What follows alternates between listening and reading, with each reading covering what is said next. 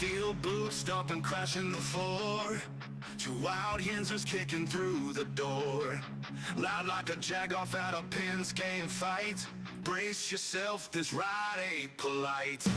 Two dumb Yinzers, loud and proud. Heads in the clouds, voices in the crowd. Chaos brewing, they don't play nice. Hold on to your iron and grab your prime anti-slice.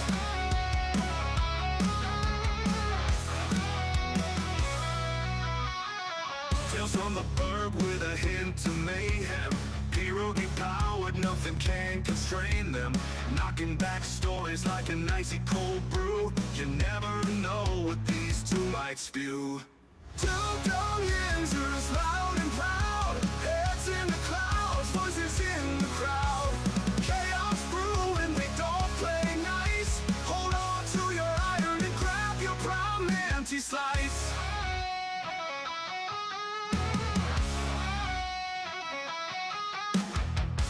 From the burg with a hint of mayhem. Pierogi powered, nothing can constrain them. Knocking back stories like an icy cold brew. You never know what these two might spew.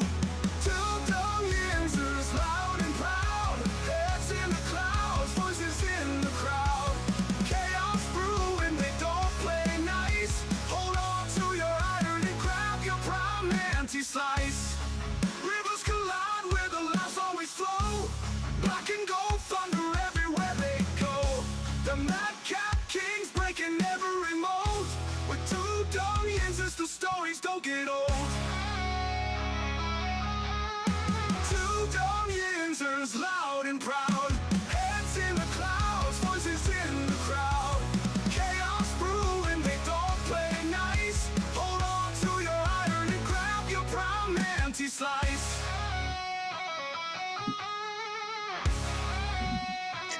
Yeah, good morning, good morning. Good morning, Yinzers and Yinzerettes. Everybody, welcome back to the show. This is episode 794 of the Two Dumb Yinzers. Welcome back. Welcome back. Welcome back.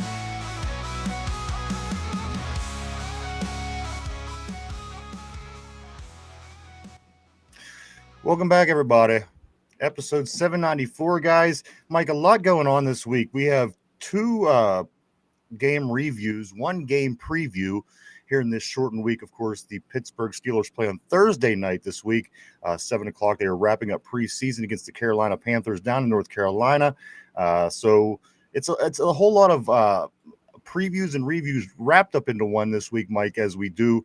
We're going to talk a little bit about the game that just passed and the game coming up on Thursday.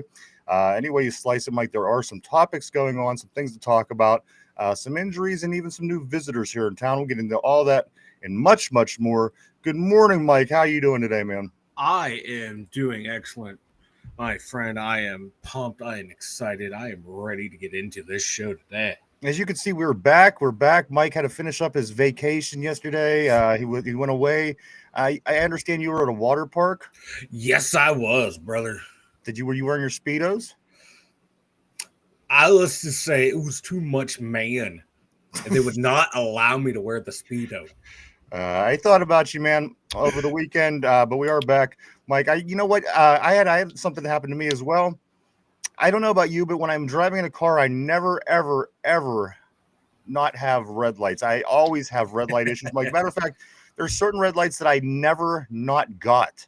No matter what way you come, no matter what time of day it is, you always get the certain red light, Mike. So over the weekend, I thought of you because I took a little drive and I went through my town and I didn't hit one single red light. And then halfway through the next town, didn't hit one single red light. It was one of the most amazing things I've ever experienced in my life, Mike. I've never not had red light issues.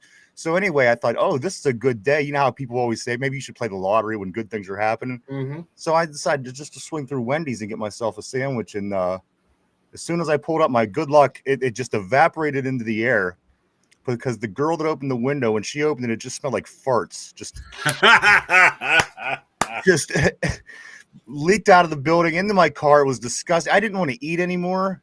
And again, I was going from this high. I thought, geez, oh man, I've never, ever gone this far without hitting a red light, Mike. It was like, it was like country drive. And I kid you not, it was about a town and a half worth of red lights. I got all green lights. And Wendy's really screwed me on that one because, again, I couldn't eat that after the whole place smelled like a fart, dude. She opened up the window and it just. Oh, that is great. They saw you coming in there like we're the root. They saw the smile on your face, brother, and they said, "Not today, my friend." So I was hoping your weekend went better than mine did. Yes, that was my highlight of my weekend. But good morning, everybody. Welcome back to the show. Good morning to Corey, Cody, Tortilla, Hugh, everybody. Welcome back to the board, everybody. Welcome back. A lot of things we're going to talk about today, Mike. As we do have to get caught up a little bit from the review from just this past weekend's game, and also everything coming up this week, Mike, as the Steelers get ready to wrap up preseason on Thursday night in Carolina. So much to talk about today. Good morning to Kenneth on the board. Kenneth says, would you like some flatulence with those fries? I couldn't bring myself. And the thing is, I love fast food. I do. I just, and you know what? Most of the time I'll eat it no matter what. But it was just an overwhelming smell of farts. And I thought, if that's what I smell as I pull up, what's it smell like inside in the epicenter? But Mike, very disappointed because I do love my Wendy's, and just didn't happen that day. Not today, my friend. They told you, yeah, you're gonna have a bad one from that day, brother. They were having a bad day and they passed it over to you. Yeah. And then what is it about when you see somebody that's weird looking? Their farts are even more disgusting than somebody that's normal. Because I really weighed it out. I thought I cannot eat my sandwich, and then I thought, oh, she was a weird one. I can't. Again, her farts are weird. If it was a normal person, I don't, whatever that means, but you understand what I'm saying. Yeah. So there you go. Oh man, you had a rough one. I had a great one. Oh, good for you.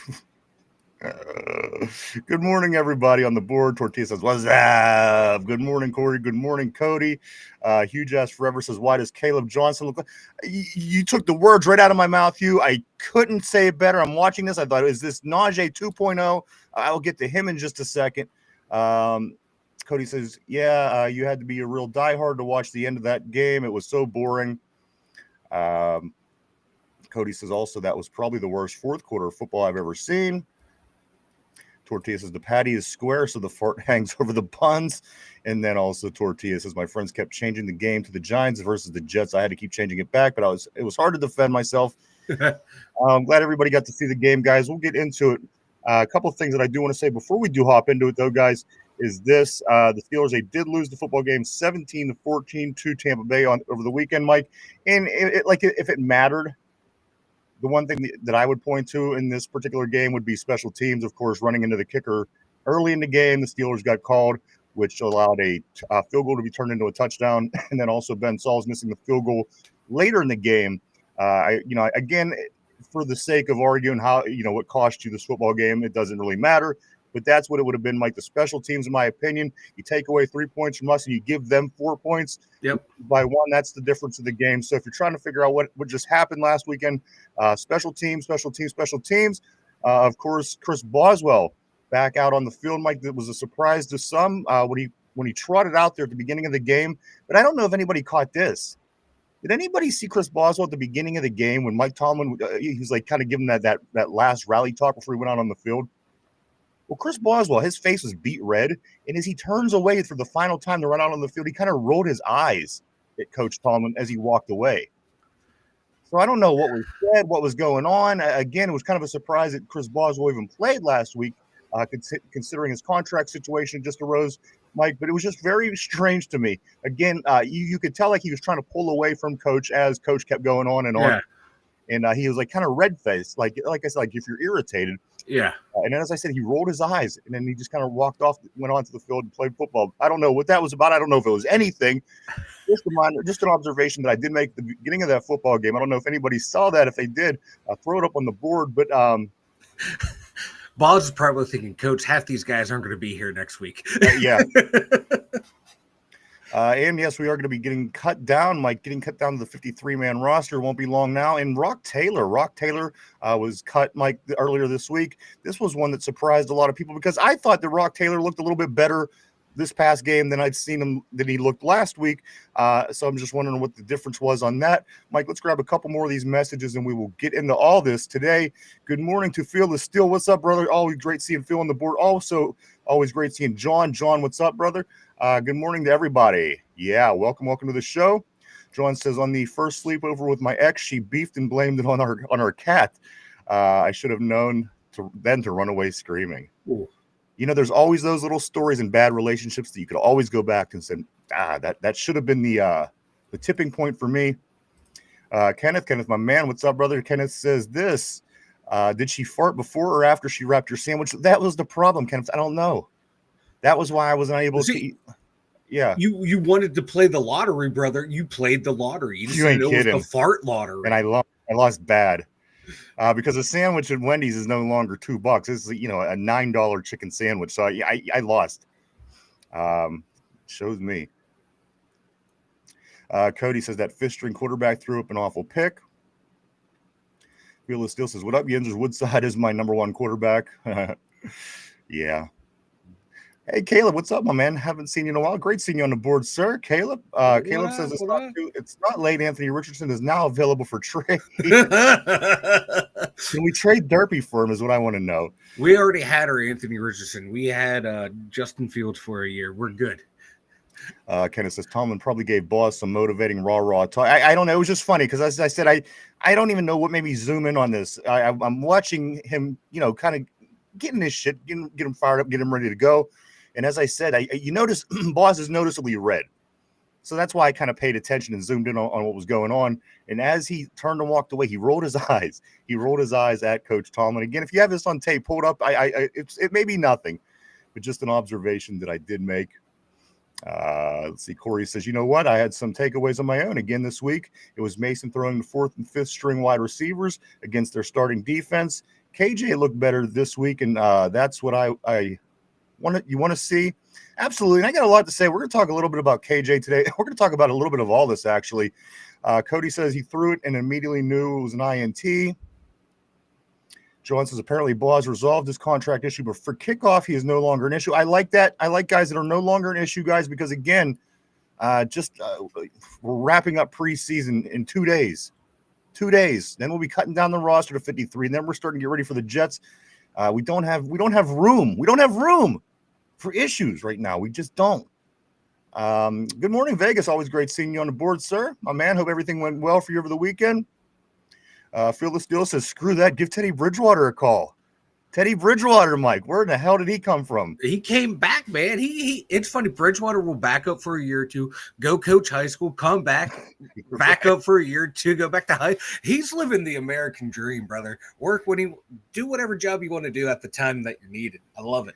Aaron Rodgers took a few friendly shots at Cam on Cam's podcast just about the contract. It was funny. Tortilla says this, and he also follows it up by saying, bro, I went to Wendy's with my mom and spent like $35-40. Might as well go to Red Lobster. You ain't kidding. I thought for a chicken sandwich, it was $9 with tax. And PA is usually cheaper than everywhere else too, and that's what always tells me that this is really getting up there. Caleb says been very busy with work. Looks like the stream's going well with Mike gone and Vanilla Thunder taking over. We knew that was coming. Oh, we knew that Mike guy was. He was dragging the show down, brother. And then he follows it up by saying Vanilla Thunder is what my Jim Palmer poster calls his ice cream farts. He can't have any lactose. He will not tolerate lactose.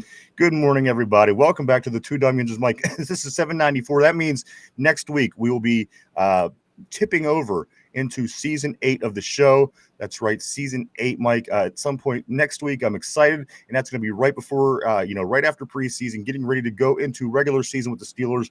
Mike, it's going to be a big year. We have a lot of things going on, guys. So do stay tuned and do stick around. A lot of things. It's getting exciting. We cut Rock Taylor yesterday, Mike. Christian Kuntz's injury, not as bad as initially thought, which I think is a godsend. But you know what? Logan Lee did not do that bad of a job. No. And a few other things we are going to talk about from the game, Mike. Caleb Johnson, I want to get your take on his performance. Derek Harmon's first sack as a Steeler, and Roman Wilson, his chances of becoming a big-time receiver on this offense, Mike. The one thing that does concern me, let's start with these wide receivers, is this. Of course, Gabe Davis, I don't know if you guys caught this scoop, but Gabe Davis was back in Pittsburgh yesterday for his second meeting with the Steelers this offseason. He's going for a medical follow-up today, but he's also visiting his old team, the Buffalo Bills, tomorrow. So we don't know what's going on with this. However, I do know this, Mike. Gabe Davis being opposite side, DK Metcalf is probably better than anything we have right now. I'm not going to complain about Scotty Miller. I'm not going to complain about Roman. I'm not going to complain about Calvin. However, Calvin's injuries have they don't seem to stop. He's looking better. Apparently, he hasn't played the last couple of weeks because of his injury, Mike, but he was out on the practice field yesterday doing a little bit of work, so that's a good sign. At the end of the day, though, this is an NFL team. Mike, is this an NFL caliber wide receiver room to you? You take DK Metcalf out of the case. You take it, you give him an injury, a long-term injury, or even put somebody's number one on him and doesn't allow him to move. Mike, if you don't bring in Gabe Davis, that means in the NFL, playing against NFL secondaries, you have Calvin Austin III and Roman Wilson, two guys that certainly dealt with injuries early in their career here in Pittsburgh.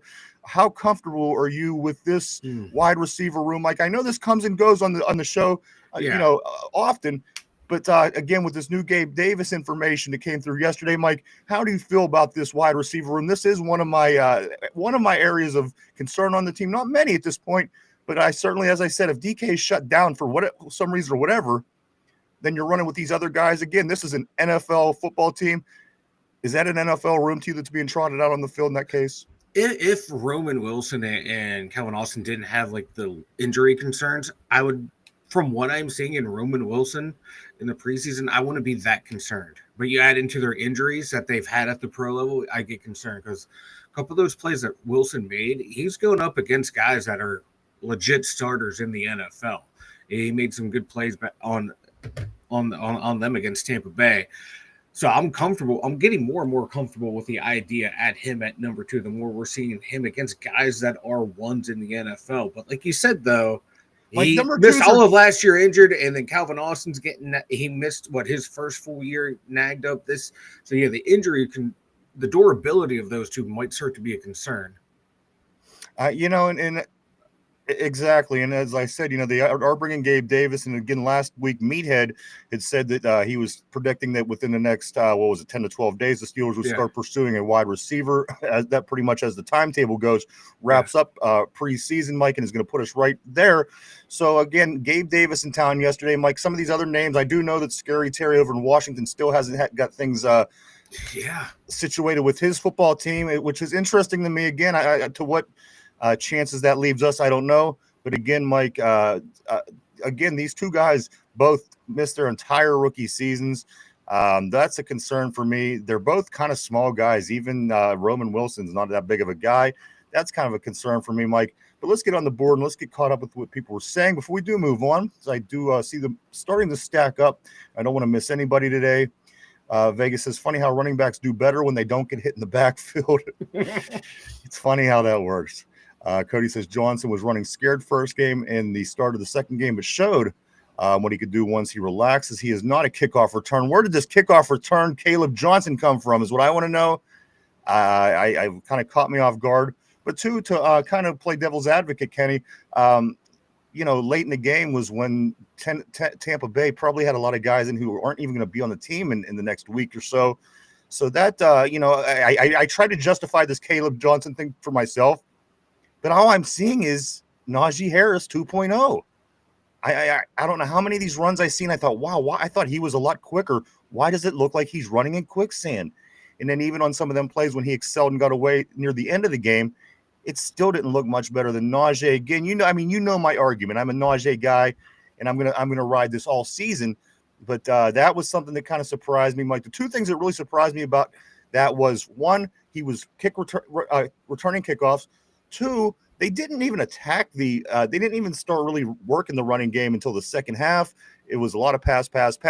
And three, whenever we finally did start to run the ball, yes, he did get 50 yards. I'll give him that. Caleb Johnson did get 50, but at the end of the day, Mike, it was really like watching paint dry.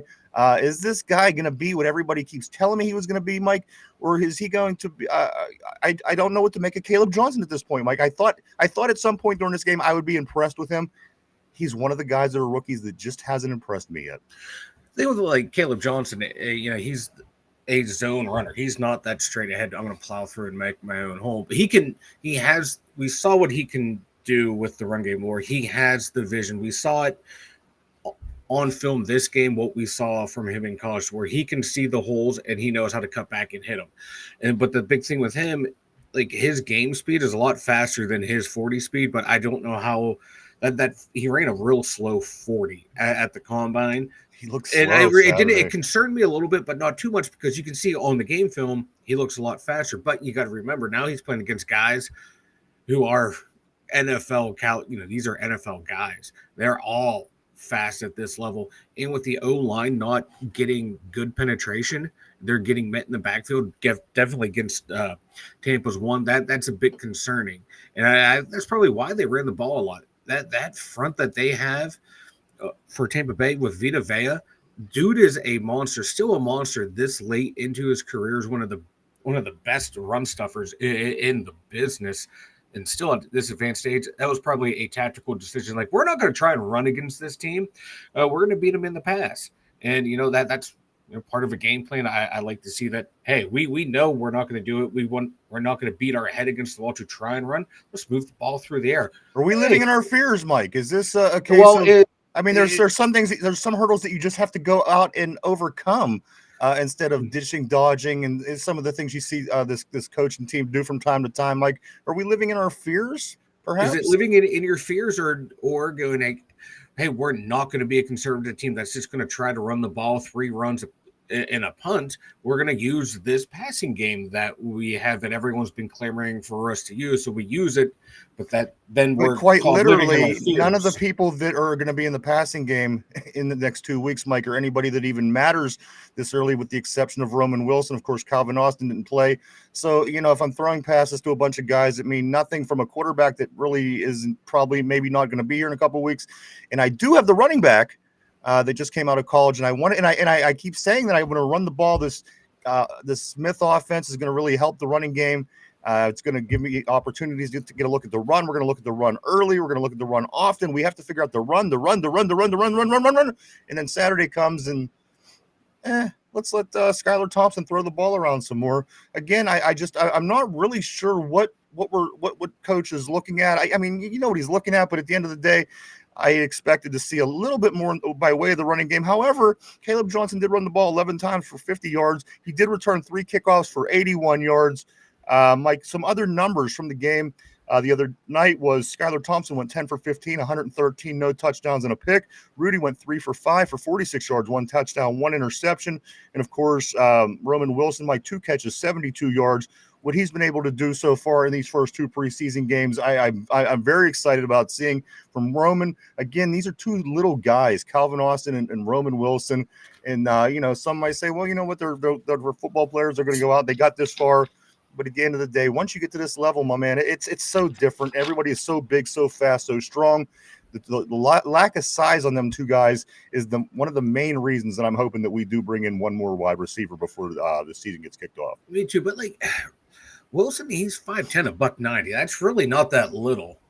But I get 5'10", $190. 5'10", $190. That's little to me. Could you imagine these huge football players running around out there? AB wasn't that much bigger. AB was about the same when he's size. AB, when he puts up the AB numbers, come talk to me. Fair. But no, I'm getting more and more comfortable with Roman Wilson the more I see him out there. I like what I'm seeing. And, it's kind of seeing what he did in college, he's doing in the pros. So I just like to see him. I want to see him out there with DK on the other side, with Jonnu, with Freiermuth out there. If he's getting open when he's like the primary guy out there going up against some really good corners and safeties, I can't wait to see what he's going to do when the full offense is out there. So I just extrapolating from the data that we have, I think he can be a very productive receiver in this offense. But you know what, getting someone else who has some good pedigree, it's not bad to get that guy. I don't think Gabe Davis is going to come in right away and be counted on to put up 800 to 900 yards in this offense. You just come in and you just contribute anything and be there as more or less a stopgap in case one of these guys gets hurt to keep the offense rolling. I think that would be a smart move because he's not going to be counted on to be.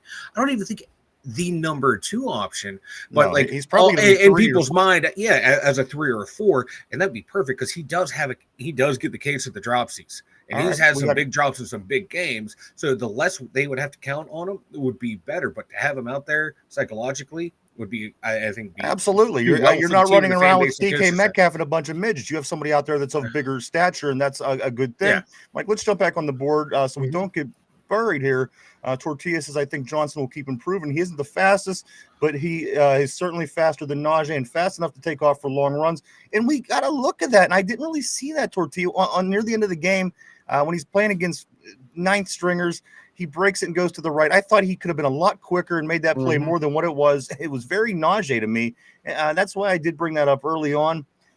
We are in no rush. He has time to get his feet. That's what started concerning me about the Steeler team. There's just no sense of rush. We got regular season coming up in another 10 days, a little bit more than that, and there's just no rush, and that's kind of a concern for me. Just in general, the team kind of has a lax feel. And again, it's nice to feel nice, but again, at the end of the day, once the opener rolls around, this team better be ready to go. That's just again, those starters are getting any action. However, Coach Tomlin did say everybody who's healthy this week is a possibility to play. What that means right now compared to what that means this Thursday could be two different things. Also, I do want to say this, that Carolina has made the announcement that they will not be playing their starters against us on Thursday. So, again, even if you are playing starters, it's just reps at that point because you're going to be playing people that aren't your caliber or better. Back on the board, let's keep this train rolling, Mike. Vegas says, I wouldn't get mad if Gabe is signed today. I wouldn't either. At this point, give me somebody. Give me one more body is what I need at wide receiver for me to feel comfortable about this offense moving forward. Because, again, at the end of the day, guys, we have a 41-year-old quarterback. We have a rookie that we really thought was going to be a big part of this offense in the backfield with Caleb Johnson. And again, this carousel of number 2s, Mike, is again, the offense is certainly more the concern this year. There's nothing being highlighted. That's why people in the media aren't losing their minds about the offense just yet. But I'm just saying they better be ready come week 1. Phyllis Steele said 8 is going to be on the dot running that shitty Smith offense. Corey says our wide receiver room looks good, but for some reason that I can't put my finger on, I feel massive discontent with it. Like something is missing, even with the Davis need. I don't know why. How many more receivers we need, Corey? Well, compared to the tight end room, we barely have any. That's true. Let's see. Vegas says Calvin and Roman equals one big snack. I don't know. I think Almost. Hampton in his prime may have outweighed them both combined. Richard, what's up? Always great seeing Richard on the board. Richard says, "Bingo! It's a must to get Gabe with all the injury issues at wide receiver." That's what I'm saying. How can we expect these two little guys to stay healthy all season? It's your pros, your professionals, your veterans. They're getting time to to relax and not get over exhausted. I guess what people would argue. Which I think is crazy to say that this group of veterans is anywhere close to being overexhausted at this point. But again, these guys are little. They have to last 18 more games, 17 plus the preseason. So we will see that on the wide receiver tip, guys. Tortilla says this. I don't like how many times he ran outside, but it's better than watching Najee try and run like he's Le'Veon Bell, even more like Ajay. You know what? The thing that kept popping in my head Saturday night was Najee Harris. I'm watching, and not on purpose. I wasn't even doing this trying to compare the two. Every time he got that ball and he started cutting toward that outside, and I thought, okay, here, turn on the boosters. It just never happened. The boosters never turned on. Now I don't know if he just doesn't have them, which he had in college. But again, going up a level, does his speed match the league? I don't know, Mike. But the whole time I'm thinking, boy, they must have left the molasses here from when Najee ran here, because Caleb looked very similar to me, Mike. And again, this was not something I intended to do going into the game. This was something that I noticed right away. The thing I noticed with Caleb Johnson, again, I'm going to harp on this, was his vision. He has really good vision. Again, I thought his vision was bad. Early on, I thought his vision was, Mike, he's running into the backside of players in the first half. It was, again, I'm watching for the vision everyone's talking about. You've seen it at the end of the game, of course, when the defense has fifth string guys and guys that are going to be bagging groceries next week. But again, when the little bit better players were in, like, the vision was not there. I hope that I'm wrong with this whole vision thing. Get ready for the Caleb Johnson hate watch for 18 weeks. Nobody hates Caleb Johnson. I want Caleb Johnson to win more, to be successful more than anybody. He's like he's your Kenny Pickett to like how I was with Kenny Pickett. No, he's not at all. Not at all. I have no problem. I like to see some progress, Mike. And again, I was not impressed with Caleb Johnson at all to this point, albeit it's only 2 preseason games. How much can you really see? How much can you tell? I don't know. But again, it only gets harder as the regular season comes around here in a couple weeks. Again, the Jets, Mike, are going up there to play them to kickoff, then back to Seattle, and back home for Seattle in week 2. Let's see what Cody says. Cody says Roman Wilson and Calvin Austin are the same small slot wide receiver. The guy opposite DK needs to be DK-like. Again, somebody with size opposite side of the field, I think, is a great asset. I mean, you need some size. You need and one might say you got DK, but on the other hand, again, if he gets hurt, Mike, if he's out for long term, let's say DK blows the ACL, then now we're all, now this wide receiver room isn't looking so good. Again, I think you just need another body, Mike. You need another body. Gabe Davis might be the right fit for this particular situation we have. Yeah, I'm okay with bringing in someone like Gabe Davis. My God, you keep talking about this injury to DK Metcalf. It's like you're going to manifest it to happen, brother. Come on, you've watched this team over the past 5 years. Anything that you don't want to happen happens on this football team. I forward all complaints to that guy, wherever I'm trying to point. What this asshole? Would you say complains to me? What's that even mean? Complaints. If DK Metcalf gets hurt, forward all complaints to you. Oh, no, come on, it's reality. You see the way this league is now. I know. This is why we can't have nice things, brother. They always break here. Mark Malone, my man, always great seeing Mark Malone on the board. He says the Big Johnson finds the hole effortlessly. He's a slippery runner, and he needs a little crease to explode through the backs of defenses. Always loving Mark Malone's early week jargon here on the show. Welcome, Mark Malone. Tortilla says, I won't be mad if we pass on Gabe, but it certainly doesn't hurt to have him for cheap. We have too many small speed guys. We need another big guy, but I think we can make it work either way. Speaking of having a big guy, did anybody catch CBS saying that Darnell Washington? Did anybody catch this? CBS made a list of NFL players, veterans in danger of being cut from their team. Yeah. And Darnell Washington was actually the guy for the Steelers that CBS said. I saw that. I chuckled. I laughed. I'm thinking, I wonder if this CBS reporter secretly a Baltimore Ravens fan. Darnell, why? Right? I mean, they're talking up Connor Hayward over. The guy's literally been highlighted from his touchdown catch in week 1 in preseason to everything that the guy's size. We could use him this way. Yeah, CBS is out of their mind. It can be used as a fifth lineman in run downs and shit. He ain't gonna make the team, brother. Sticky B, what you know about Sticky B? Sticky B says, I am excited to see Jalen in the starting role if he can stay healthy. I think he does well. Again, these guys are going to be playing their preseason in week 1, so you never know how that's going to turn out, guys. There's a lot of stop and go in live football, and that's one thing that these veterans aren't getting in the by sitting out through preseason. People say you don't want to exhaust the veterans.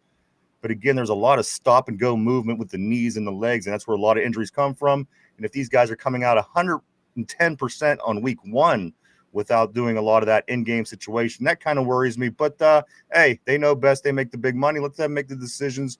We'll just see how it plays out. Kenneth says Johnson will come around, but he's learning to do.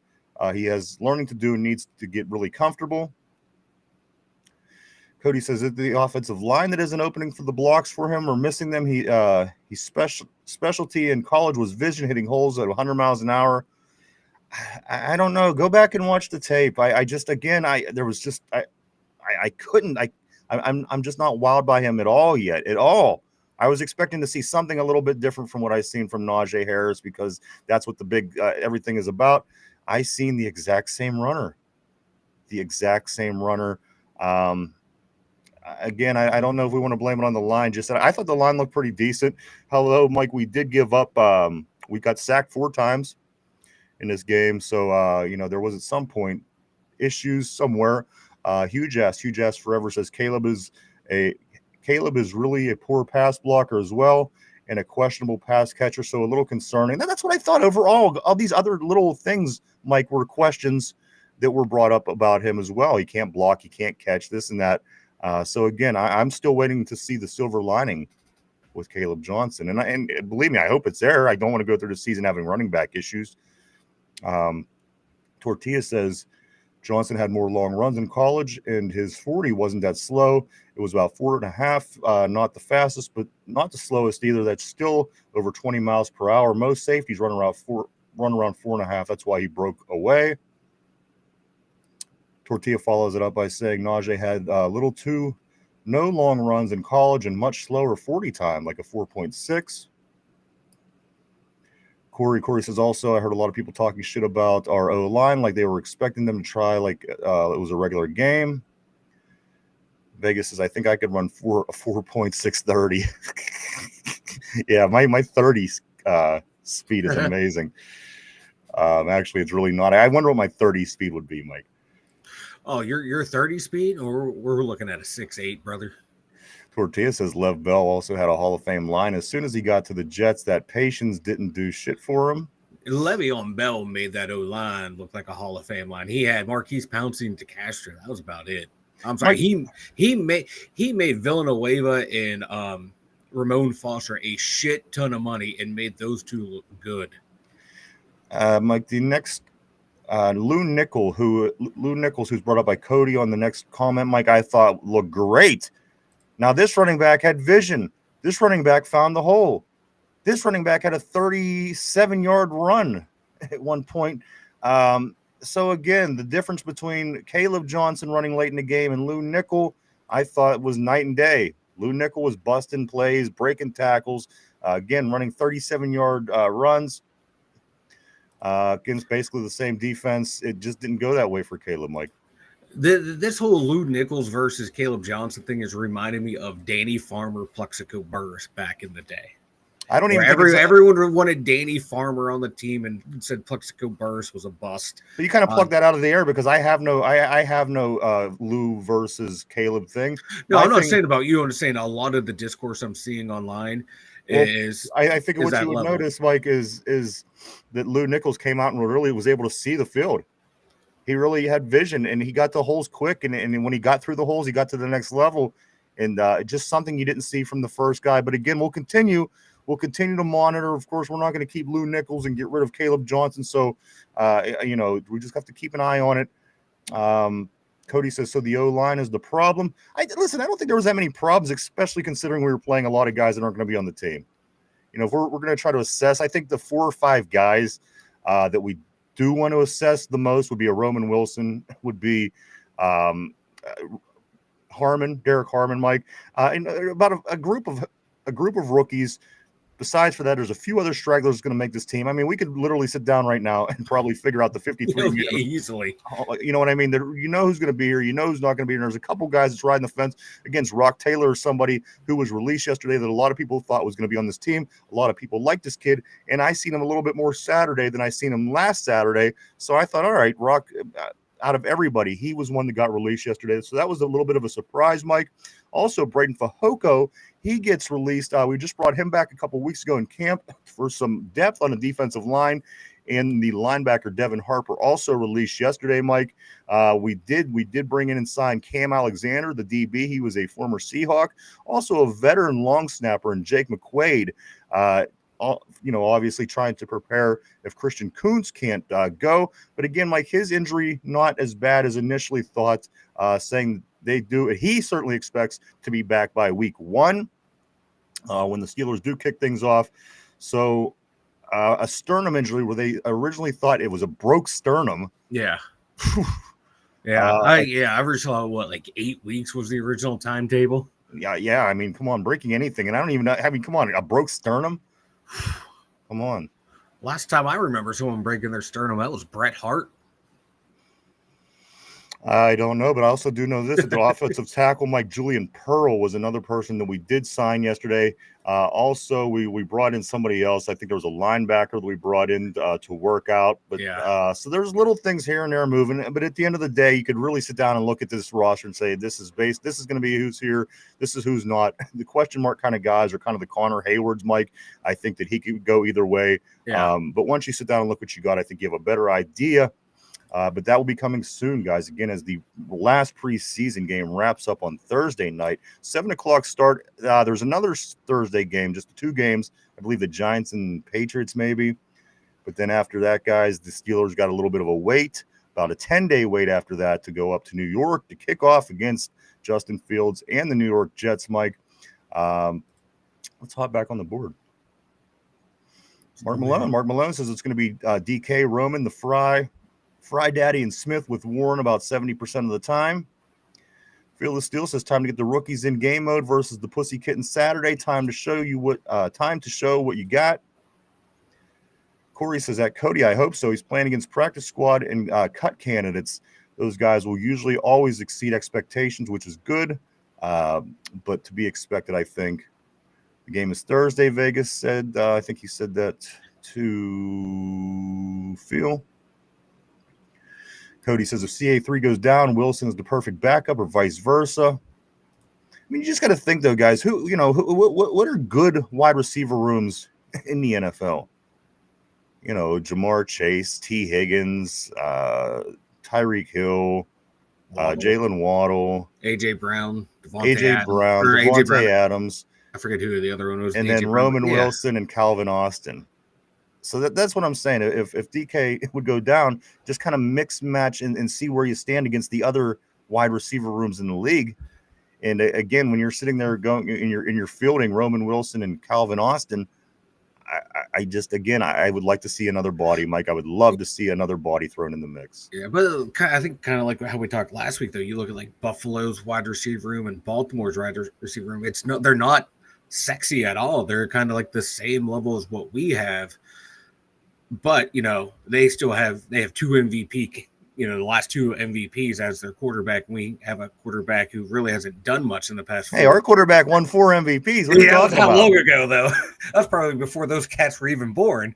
But you know what I mean, though. So they got really good really good quarterbacks in the prime of their careers. And we have, a guy who's at the twilight of his career, probably can't make up for, the lack of lack of talent at the receiver room. I can go either way with the receiver room. Like, fuck it, let's see what we got. We drafted Roman Wilson for a reason, to see if he can be a potential number 2. So why not go and do it? But another part of me is saying, like, we're kind of going all in this year, so might as well go and get a vet if you can.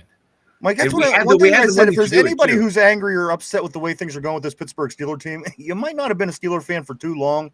Again, there's never been a team built quite like this in Pittsburgh. I have never seen it. We should literally all be very happy right now. And instead, we're picking and figuring out ways to not be happy and to figure out what could go wrong, which, again, it's a pro sport. Anything could go wrong, Mike. But, again, I've never this is a reason. The way that Omar Khan built this team is a reason to be happy. People might say, well, you have to wait to see if they succeed to make that decision. I don't agree with that. I think that pound for pound, I've never seen a Pittsburgh Steelers team be put together in this fashion. Come on. Last year, would you have expected on this team to have Jalen Ramsey? Would you have expected to have DK Metcalf? Darius Slay. Like back in the day, that would have been the big signing, was Darius Slay, then a bunch of random guys you never heard. He would have been the Levi Wallace pickup in any season in the past, and that would have been the big thing. We would have been, we have Darius Slay, we're going to be so much better. Just the way that we continued, Mike, and we kept continuing to pull people in and bring people in this offseason, I think is something like I've never seen before. How can you not be excited about the way things are happening and on the Steeler team? And at the end of the day, Mike, there are 31 other teams who want the same prize that we do at the end of the day. So, you got to keep real. You got to keep real, I guess, when you think about this. But, Mike, I've never seen a team put together with so much talent. The secondary is amazing. We've had good teams. We've had good teams that got really – the players became a success, through the draft, through other ways. Yeah. But the way this particular team was built, we've never had it here in Pittsburgh. So I'm all for it. Let's see. We did the other way. and we haven't had much success over the past 10 years. Let's see if the change in pace gives us a little bit different fortune in the playoffs, Mike. Maybe we win some playoff games. Maybe, and like not just the quantity of free agents that we brought in, but the quality of free agents and the trade acquisitions have never been like this. You know, we fluked out with James Farrier. That was just a signing no one saw coming out of nowhere. Guy was looking like a bust in the Jets. We come here, pluck him right at middle linebacker. He becomes one of the best. And then I think the other big free agent signing of the past 20 years was Joe Hayden. And then he was a cast-off from Cleveland. Everyone thought he was on the downside of his career. Came in and had played his ass off here. You know, in the old regime, that was like their big signings. And every once in a while was and Sean Avery or whatever the fuck some of these middle linebackers were called. That was like, oh, this guy's going to come in and replace Ryan Shazier, and we never did. Where here, this new regime was like, oh, we lost, Deshaun Jackson at corner. Okay, we're going to go out and get Jalen Ramsey and Darius Slay. That's how we're plugging holes. We're going out and getting guys that are still playing at a high level. Oh, we need some more offensive weapons. Okay, we're going to go out and get Jonnu Smith, who's still putting up damn good numbers. Mike, is Ben Skoranek still hurt? Yeah, last I saw, he's still listed as questionable. Tortilla says, I think we need to use Scotty Miller a little bit more as well. Scotty, he's growing on me in that shifty role. Like a little Scotty Miller goes a long way. He's that guy, get him 1 to 2 catches a game, and then I'm happy with what I'm getting from him. But he can't be a guy counted on for. We could feel good about some of these young wide receivers, but the fact of the matter is, do they have the skill set? Do they have that next level that you need your receivers to be in the NFL to take over a game? Do you have what it takes to make a big play at the big time? Again, you're seeing flashes. Of course, Roman Wilson, Mike, he gets 4 catches, 96 yards for a 24-yard average after 2 preseason games. But again, are these guys, do they have it? And that's one thing I don't know, Mike. The one proven wide receiver that I would say is a success in this league on our roster is DK Metcalf, and losing him, Mike, could be catastrophic for this Pittsburgh team if it does happen. That's all I'm saying. I just don't feel confident about the strength of the wide receiver room and its totality. Again, if he goes down, can we depend on these guys to be covered by 1 and 2 cornerbacks? I'm talking about Roman Wilson and Calvin Austin. They'll be covered by 1 and 2 cornerbacks against the better defenses in big games. Are those guys? Are they going to have the heart? Are they going to have the balls, Mike, to carry this offense week in, week out? You like to think so, but again, Mike, you just don't know. I mean, we've seen flashes of big plays by Calvin Austin, certainly last year on a couple big throws, and again, Roman Wilson, Mike. I like what I see so far. 4 catches, 96 yards, 24 yards per catch. That is encouraging. And another thing I do like, Mike, we were talking about Philadelphia, the way they draft, and they go to get a lot of players off of the national championship teams. Look at us, too. We do the same thing with Roman Wilson from the Michigan team and the Georgia team with Darnell Washington and Broderick Jones, and then even this Ohio State team last year. So the last 3 national championship teams, Mike, we do not have any room to talk about Philly going after all these players because we have a lot of players from the three most recent national championship football teams. Hey, if you have no one on your roster at the pro level that won anything, might as well get cats from the college level who have been through it. Experience is experience. I'll take it. Hopefully these guys can produce at the next level. That's where Philly has us right now. These guys are producing at a consistent level. But what we're starting to see out of Darnell Washington and even Broderick Jones, and then a little bit of Roman Wilson these past 2 weeks, okay, these cats might be able to contribute at the NFL level and be big key contributors because they're all being counted on to contribute a lot this year. And a lot of pressure on those young guys' shoulders, too, this year. Cody says Lou Nickel played against the same guys. Kayla, yeah, he sure did. Again, one guy just looked very prepared. I thought that Nichols he looked damn good. Cody says, considering the Panthers have got beat by 50 points in both preseason games with their starters, I wouldn't play my starters either. Wes Hatchett, welcome to the board. Wes, always great seeing Wes. Wes says Austin and Wilson are just too small, fast, but always hurt. I can't argue that.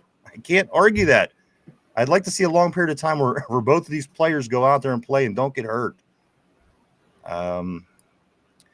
Tortilla says, I like Nichols, but I'm not going to overreact for over preseason performance. And neither am I. I'm just kind of simply stating that he looked better than Caleb Williams. His vision was better. He hit the holes better. He hit the holes faster.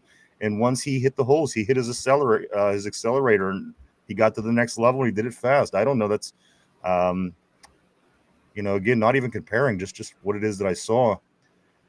Tortilla says Kenny Pickett looked great in preseason and then shit the bed, as they did give the starting position to Joe Flacco for opening week for the Browns. Wes says Caleb just wanted to keep bouncing everything outside. I know. Cody says Gabe Davis got injured in 23 in Buffalo week 17.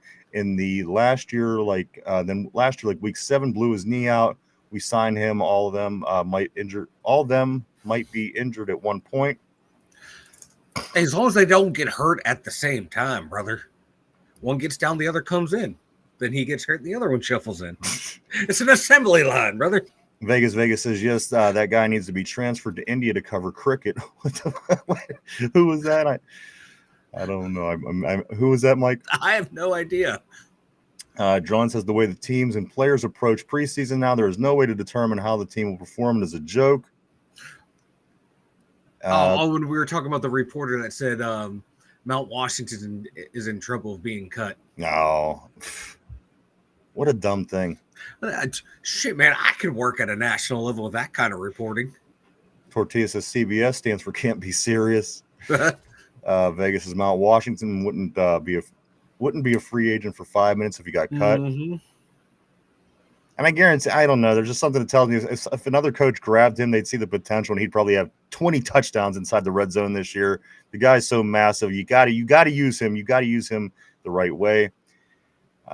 Tortilla says, you guys see the video of Arthur Smith? Yeah, what the hell was this? What was he was flicking the bean? He claimed he was trying to get a receiver to go in motion. He apparently gets their attention by going like this first and then going. Yeah, I wonder. But you know what? I see Patrick Mahomes doing this too.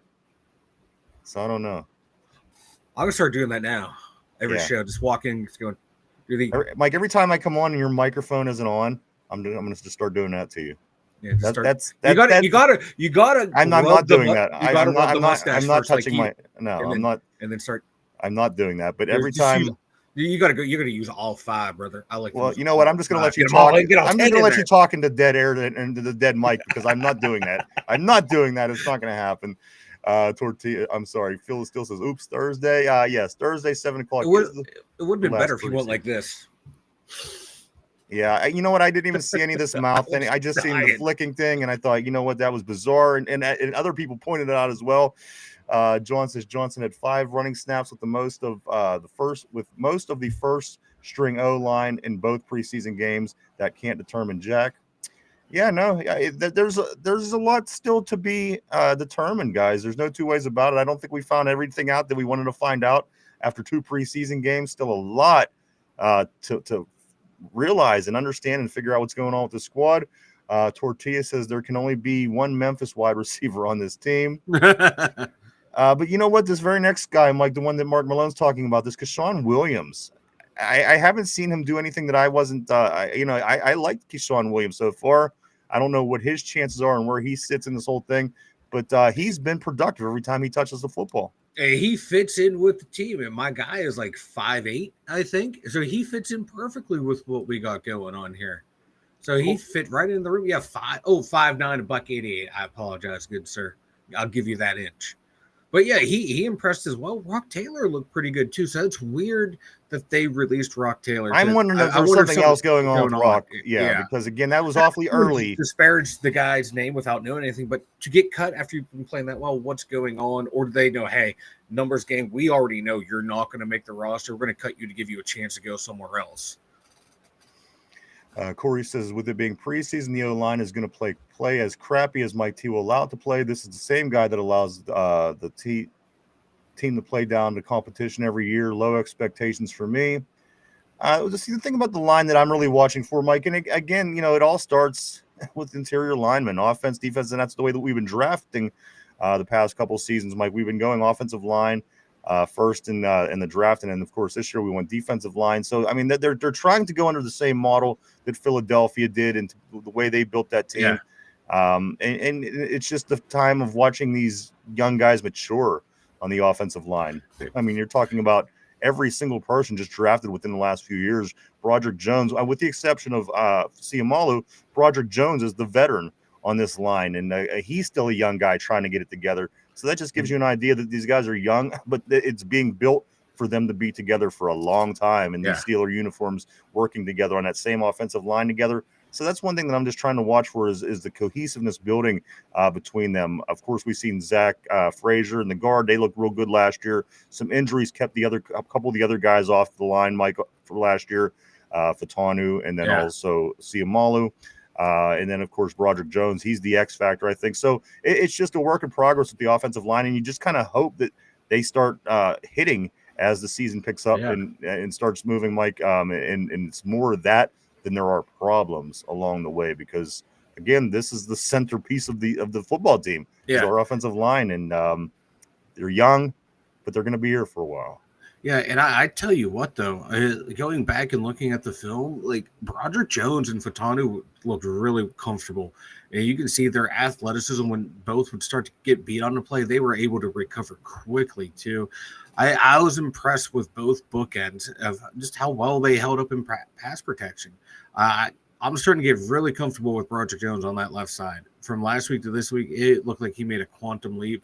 Looking like he might be the real deal over there. Looking like he might be like Derek Zoolander. He might only be able to turn one way, only be able to block on one side.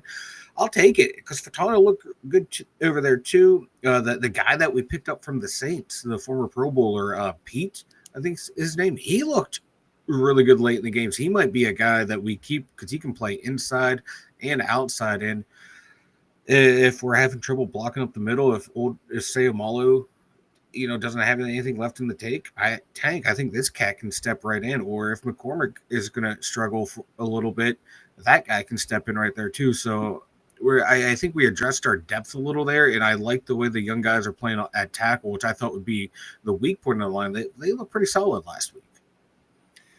Yeah. And it's real quick. It's just funny that this line seems better at pass blocking than run blocking. And most lines, when they're gelling, the run blocking is usually the easiest part for them.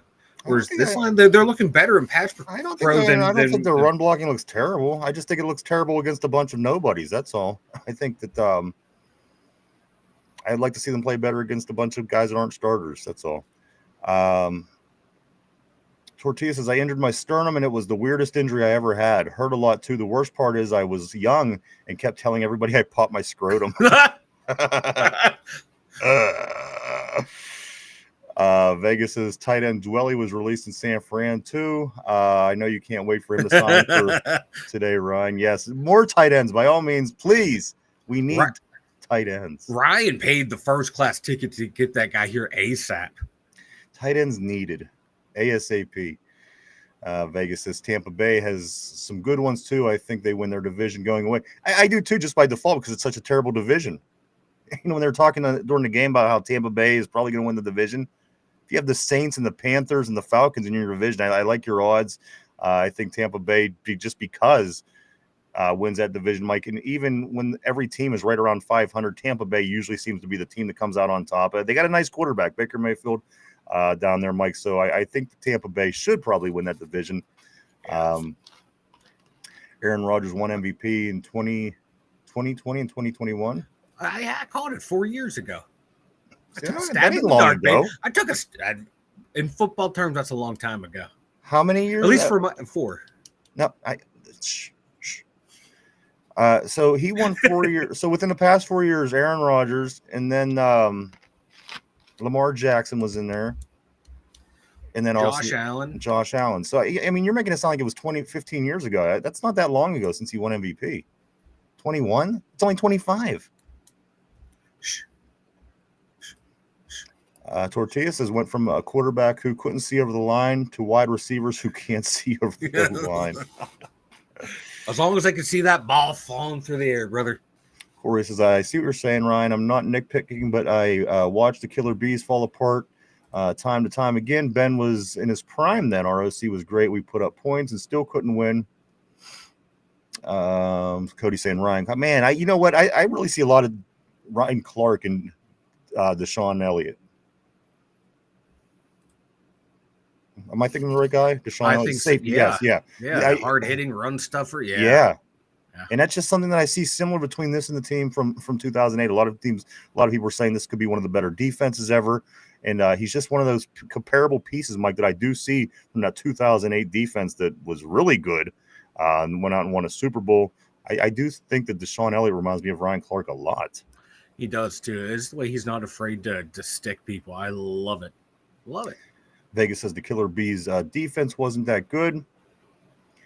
Corey says, so now I expect us to fall apart, even when things look good because we found ways to lose. When we had a more balanced team in the AFC, only had New England. Now look at the AFC. I mean, it is a different time, though, guys. You know, the New England era was odd, but you know what? It's slowly turning into the Kansas City era the way that it was the New England era. I'm not a big fan of that. Somebody has to figure out a way to stop these Chiefs, Mike. But I'm thinking the way that the Broncos and the Chargers are building their teams up out there, it's not going to be a cakewalk for the Kansas City Chiefs.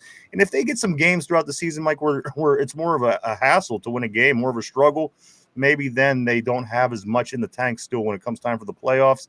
A lot of times they just kind of seem to breeze through, even when it's close. They kind of breeze through with this notion that they're going to win, and then I don't know how things keep playing out that way for them. But you know what? You're not totally wrong, Corey. We always do seem to hit a rough spot at the end of the schedule, and that's one thing that we have to avoid this year. Heading into the playoffs, going into the playoffs with a little bit of confidence, with a little momentum, I think could be a game changer for us because it's not been that way the last few times, at least. Of course, losing 4 games in a row heading into the playoffs last year, and similar situations prior to that. Cody says if Gabe Davis gets signed, Scotty Miller is gone. Tortilla says Scotty makes clutch plays, third downs. He's dependable. I remember last year I was mad because he'd come in and make a play and never get looked at again. Corey says at Vegas I know, but it was the worst defense, and Kansas City's defense was about the same as ours was, and they still churned it out for a Super Bowl appearance with the Bills in it. Tomlin is perennially unpaired. It's going to be interesting, man. I think Baltimore is going to be a big team in the AFC this year. You're not, he's not wrong. Like, there's a load of talent. There's a load of good teams in the AFC. I think you got, again, like we said the other day, you probably get 3 teams in the playoffs out of the AFC West. You're only going to get 1 out of the AFC East with the Bills. You're only going to get 1 out of the AFC South, and you could probably get 2, possibly even 3 out of our divisions, depending on how the numbers fall, Mike. So he's not wrong. The AFC is very tough, but I think that's why we had to build the team the way that we did. We were just not going to be able to hang if you don't have a pretty good team out there. Yeah, I mean, watch Cincinnati last week or yesterday with their O-line not being able to block in their first team defense, not being able to do anything. It's like that's a team with problems right there. That's a team with problems. So comparing our problems to them when they have the highest of high expectations and we don't, I like where we are compared to them, and they have a legit franchise quarterback, a legit, arguably the best receiver in the game, and another top 20 wide receiver in the game. And they might struggle to break 500 because their defense and offensive line is so bad. So I'll take our problems compared to them all day. Mike, who did you like the most in this game against Tampa Bay? Was there anybody that stood out to you more than anybody else? I really like what I saw from Roman Wilson. I really like what Derek Harmon. There's a guy who talk about a night and day difference from game 1 to game 2. You were able to see how he was able to eat up blockers and make plays. He grabbed one guy with his one arm and just ran him down the line to stuff the run. Yeah. So I liked what I'm starting to see from him. We're starting to see how he can be used on that line where he can run through, push a guy back and make a sack, push a guy down the line to stuff and run, beat guys, cause pressure so other guys can make plays. I'm liking what I'm seeing from him. Mike, are we going to ever start seeing anything impressive out of Jack Sawyer? No. I was not impressed with him in college, and I really wasn't that happy when we got him. Okay. I mean, he's a project. It's a project. And when you draft him, it's a guy in the 5th, 6th round, they're projects. So I think when you see him on bull rushing situations. Tortilla says, Cody, Scotty ain't gone. It's Robert Woods who's getting cut. Mark Malone says the Roman is getting open, man. Vegas is at Corey. Unprepared is a good way to describe it. Coach T has lost 13 games where he was favored by more than a touchdown. Cody says Calvin Austin III and Roman Wilson might, but if DK goes down, I'm putting all my faith in Jonnu Smith to fill that role if caught 80% of the Dolphins' passes.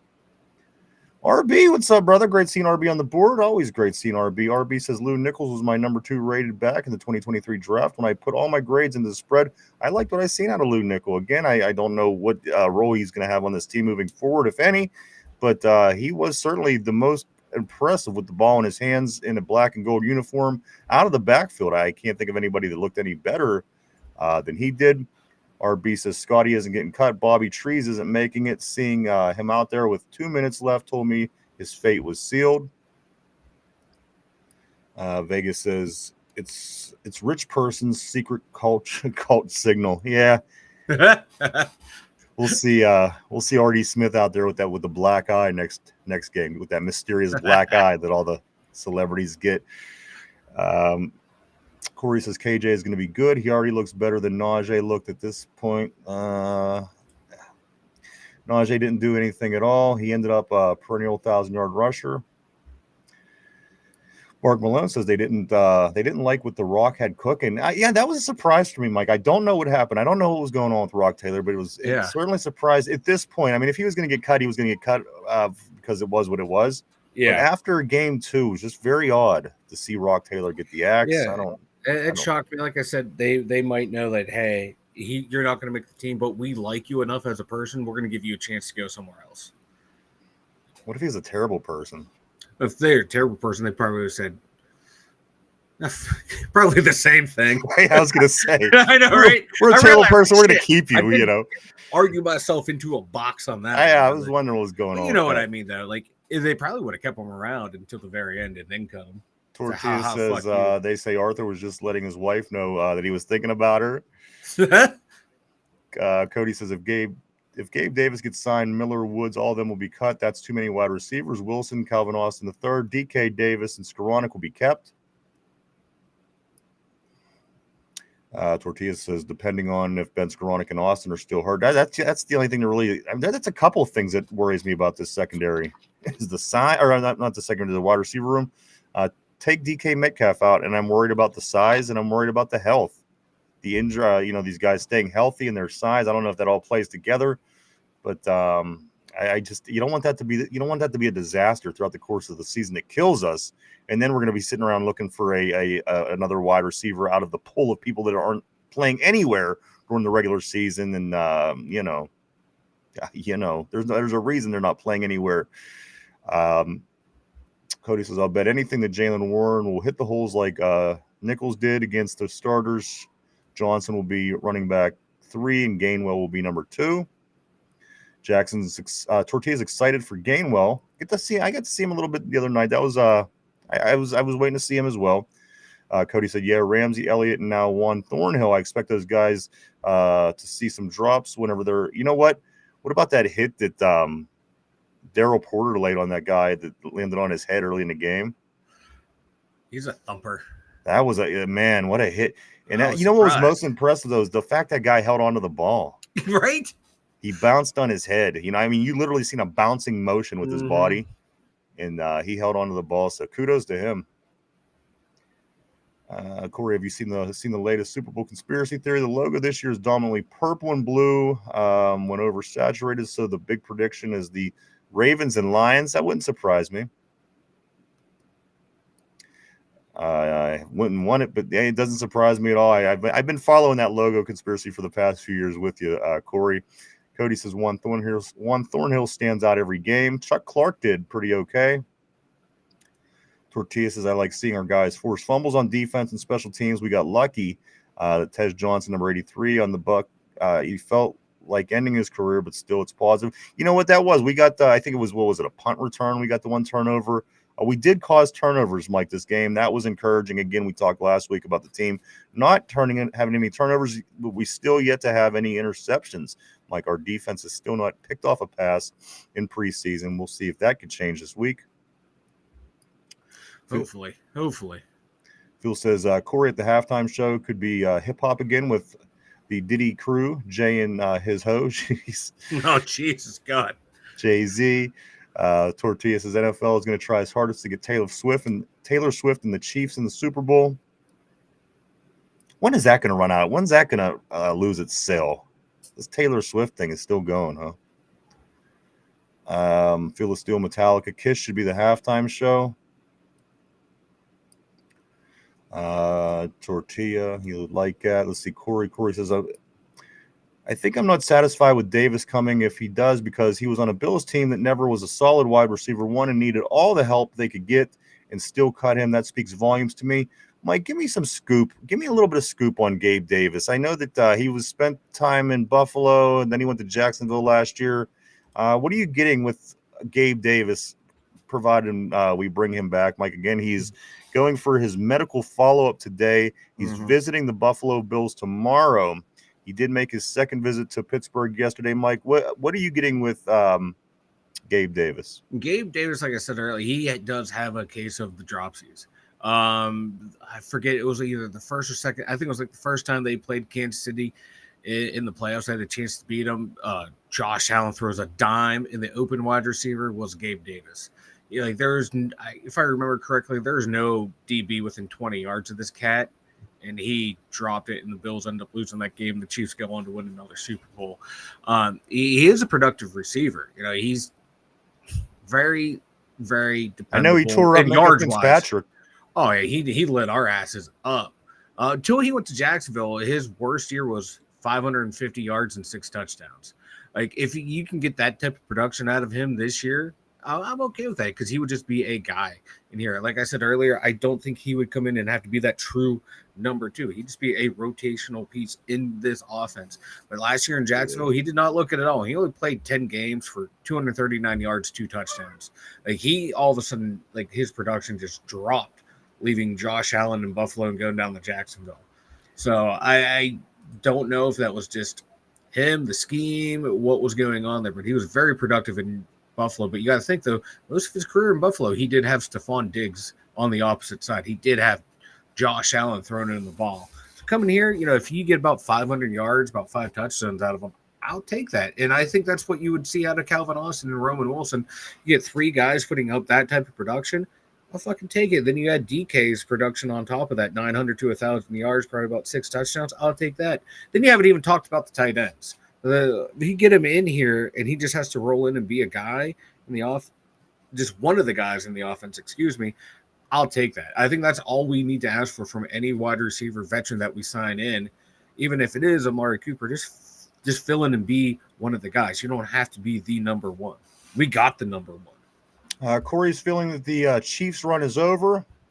You know what, Corey? I unfortunately, I don't. You know, like New England, just every so many years you thought, okay, they're done now. And then it just kept going. And it's like, okay, well, this team, they obviously can't continue to win 10 years of winning football. And then they just kept going. And then it was like, they got to be done now. Then it was like, it just never ended. And there's a lot of striking similarities between the Chiefs franchise in the New England franchise during their runs. Guys, I don't like it. I don't like it at all. It seems that everything just always works out in the way of Mahomes. I don't get it. It worked the same way with Tom Brady, but I hope you're right. I hope you're right, but I just don't feel that. I don't feel that the Chiefs run is over. I could see this continuing on and annoying everybody for years. Tortilla says should have been over last year. Refs kept them alive until they got exposed in the Super Bowl. You got to remember that Chiefs team, they weren't really that good. They didn't score over 31 points all season long in the regular season. For a team that was the 1 seed, I don't remember how the seeding went ultimately, but they were the 1 seed through most of the season. Mike, they didn't lose a game for so long. It was just, again, it's these teams do that, and I just don't know if it feels over yet for the Chiefs. I hope it is. Like the running game. The running game is something that they talked a lot about this offseason. The Arthur Smith offense, the running game, it goes hand in hand. The tight ends hand in hand, and that's okay if the receiving room isn't this because Arthur Smith's offense. So it's time to throw it against the wall. here, Mike, and see if it's ready to stick. We've heard all these things. We've seen nothing really that points to that offense, which, again, you're going to see a lot of vanilla in preseason, which is what we've been seeing. Mike, is this team going to be prepared to come out on game day in week one and at full speed and run this Arthur Smith offense? And if it does, what is it going to look like in week one, Mike? Is there going to be a lot more running involved? Is the running game going to be involved? Is going to take us? Are we going to pass until we start making a few mistakes, maybe, and then excuse me, and then back up the truck a little bit and say, all right, now let's implement the run game a little bit more after we kind of exhausted the pass. What do you expect from this offense week one, and will they be prepared? I think they'll be prepared. I think they'll be ready to rock and roll and ready to go. Aaron Rodgers, I don't think he's going to let the offense not be ready to go. I think he's going to lead them through those practices and make sure everyone's ready to go. We've been seeing that all preseason. Him not afraid to call guys out and hold people accountable. He's ready to go. You can tell he's ready to go and get out there. This offense, I'm predicting like you're going to see in the first half us throwing the ball probably 60% of the time, like a 60-40 split. And then if we build a lead, then you're going to start seeing that ground game come in, kind of like how we used to do it back in the day when we first had Ben. Throw heavy in the first half and then just grind teams down. And then once you got them beat down, you're going to hit them with more play actions to run up the score at the end of the game. I think that's how this offense is going to be built in that first couple of weeks is through the passing game, because that looks like to be the strong suit of this offense right now is the passing attack, which is what we've wanted for the past couple of years, to have a competent passing attack. And I think now we have it.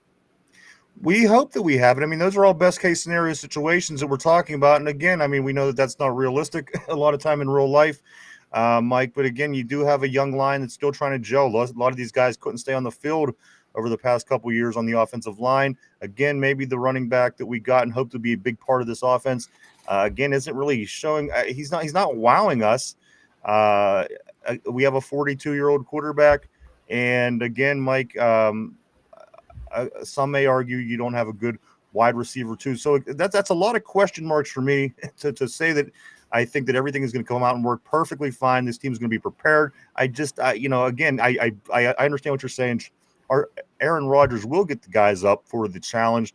But again, when reality hits and you are up against, professional defenses and Baltimore defenses and, other things like this, Mike, that's when the tire hits the road. That's when the questions get answered. But again, I could see this team starting a little slow offensively, just kind of the way that the prep is going from what I could see. I hope I'm wrong. Again, I hope they come out and put up 500 yards in week one and we blow the Jets out. But until I see that with my own eyes, Mike, I'm having a hard time really grasping that could be what goes on. But at the end of the day, I think we are a good enough team, Mike, to win a lot of games this year, to win more than we won last year, and to certainly have a little bit of success in the playoffs. And depending on what goes down throughout the course of the season, maybe a little bit more, maybe a little bit less in the playoffs. It's hard to tell at this point because, again, we haven't seen this team play a down of football together yet, Mike. So that's all going to be – it's still up for debate because this group of guys has never played down together in a football game. So – it's hard to say. We'll see. I'm just hoping they're going to be ready. Can't be worse than 3 years ago when San Fran came in and Molly whooped us. Well, I agree with the Jets. I don't think that is going to be the result. It better not be because if it is, because then we got big problems. We got huge problems. If the Jets do to us what the 49ers did to us a couple years ago on opening weekend, we got bigger problems than I even thought. Or the NFL is putting on notice for the New York Jets to storm through, baby. Yeah. I'm going to go right here. Cody says, could we just stick Jonnu Smith opposite DK, have CA3 in the slot, and Darnell and Pat as tight ends? Anyway, I mean, I guess we certainly could. Mark Malone says the Chiefs defense is pretty good. They are. That's a good defense. That's one thing that a lot of people don't talk about with this Chiefs team is that defense. They have a very good defense. I like their defense. Everybody hears Patrick Mahomes and Travis Kelce and even Taylor Swift's name more than some of their defenders. But they got a really nice defense. He says, and almost lost to Carolina in a nail biter. Tortilla says, Cody, definitely for a few packages, but not all game or all season. But you can do that here, then there. He can play slot too. Hey, Ralph, what's up, brother? Always great seeing Ralph Williams on the board. Cody says, if I can't get Pittsburgh's defense in fantasy, I'm going to get the Broncos. And that's a good defense, man. You got to like what the Broncos have done the past couple years, Mike. That Bo Nix is definitely over. It surpassed my expectations. Oh, mine too. Because my God, what he was able to do as a rookie was really impressive, Mike. Between him and Jaden Daniels, got to like some of these young quarterbacks in the league. Yeah. RB, my man, he says Smith will use the pass game to set up the run. You work the middle of the field and the flats to unload the box. Then you add in the run when the D loads back up. You go back to play action. I like our RB's mind. It's always working, man. He's a lot of great comments, guys. Everybody, thank you so far. Everybody's great. Cody says we have too many slot wide receivers. He says we have 7 tight ends and 10 slot receivers. Mike, what's going on? That's how you build the offense, brother. Let's see. Tortilla will also think we won't be as predictable when with Warren as RB1. When he's our RB2, he's coming in on third downs, and teams kind of know it's probably a pass. Especially if the other guy, if the rookie can't get his receiving game together, man. Put him in as a decoy and just dive at the guy in front of you. Yeah, how many times is that going to work, though? You know what I mean? It's only going to work once. RB says also Caleb Johnson has 2 carries behind the first team line, not snaps, not carries. John says the passing game may have to start first to be effective to open up the run. That's what I'm seeing here on the board, guys. A lot of people are suggesting that the passing game may have to open up the run game, which, you know, it's not out of the question. RB says teams also know that we want to run the ball, so they play the run in the preseason because if you get beat, it's no big deal, and coaches are looking at how individuals are playing, not so much to score. Cody says not as worried about Fields. He couldn't figure out how to catch the ball from Frazier. Should be at least 1 turnover first game. Tortilla says going to be a lot of play action, and Rodgers is one of the best at selling the fake. Mike, what did you think? Did you think the Derek Harmon sack, did he need that in the preseason? Yeah. For him, for his team, and for the fans, is that encouraging by your number 1 overall pick? I think for him and the fans, yeah, he needed. I like the players and the coaches. They see him every day in practice, so they know. Okay, it's only a matter of time before this shit's going to happen. Whereas, you know, we don't see it every day, and he himself just goes, hey, can I do it at this level against someone who's not my teammate? And for him able to do that, at the boost of confidence, being able to do it in stadium. That's a huge boost for his confidence. And he looks so strong and so fast this game compared to last game.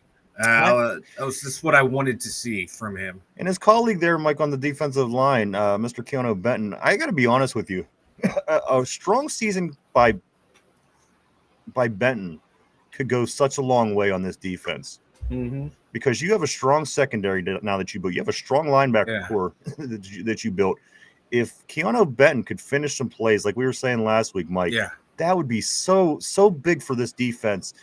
Just to have him back there disrupting on pass plays and you know, being able to stuff up some holes on run plays. Mike, him having a good season goes a long way. Yeah. And it's probably going to be one of the most underrated players if he does have a good season, because obviously we're paying attention to we have going on this defensive backfield in the you know, linebackers. Mm-hmm. Him having a solid season goes such a far way for this team, Mike. Yeah, because now if you have Harmon out there, if their teams are going to be forced to double team him, or he's going to create double teams the way he was dragging a couple guys down the line, forcing another lineman to engage with him, then if you get Cam, and if he plays the way he did last year, teams might have to double team him. Well, you can't double team anyone else, because now you got a 1-on-1 TJ Watt. That's going to leave someone else open. Can Cam have a repeat season? He better. I don't know if he can. You know, because last year was a great year. The year before that, he was injured. The year before that, he wasn't as effective. So I don't know. I don't know. I hope he can, but now he's getting to that point where can he? He's that old now, and guys that age, you know, they can fall off any moment, and that's what I'm worried about. But if he can have that same type of season, and you add in Derek Harmon on the other side, and then you have Wyatt Black, Benton rotating in and out, Yeah, it should be good to watch them up front. RB says Scotty Miller will be the surprise of this offense. Not saying we'll put up 1,000 yards, but way more than people think. Tortillas is come out passing and win short yard situations. And something else, Mike. I just like the totality of this team. The way that we have good, really good field goal kicker. These two punters are really fighting for this punting job. So I mean, all those small things, they kind of fall in place. So just in case that you don't have the best day on offense or the defense falls apart one week, Mike. We have a nice team from top to bottom. Yeah. And as far as teams around the league, I think it's a really complete team, and I don't know how many teams feel that they have a complete team like this, but I really do feel Cincinnati just definitely doesn't. Like that offensive line was even worse than I thought. They have a better quarterback and wide receiver group than we do, but what's that mean when you have an offensive line and a total defense that can't do anything? You're counting on three guys to make every single play for you, and that's rough. Then you look around the league. You look at the Buffaloes, Kansas City, Philadelphia. Those are complete teams top to bottom. Pittsburgh, we're getting there. I'd say we're a solid team top to bottom. A very solid team top to bottom. Now, if the offense can increase their production and the defense can stay where they were at last year up until the collapse, Pittsburgh's a solid team. I think we're going to be a very competitive team this year. Because like you said, there's no real weakness. Right. Nothing is shining out saying this is going to be... Like the offensive line, they might not be that great at run blocking right now, but they're doing a damn good job pass blocking. Okay, we can pass, and then teams. I didn't think the run blocking was terrible. I didn't think the running backs was hitting the holes well. It was again. Lou Nickel comes in and blows through. It really came down to the running backs. I felt in the running game this week. Again, we'll see more. We'll see. The Steelers will be back at it Thursday, guys. Just a very very short week. Is tomorrow. We're already heading into Wednesday already, guys. Mike, let me grab a couple more of these messages. RB says Artie really never runs two outside wide receivers, and you have one guy outside and a lot of tight bunches. But here's my concern.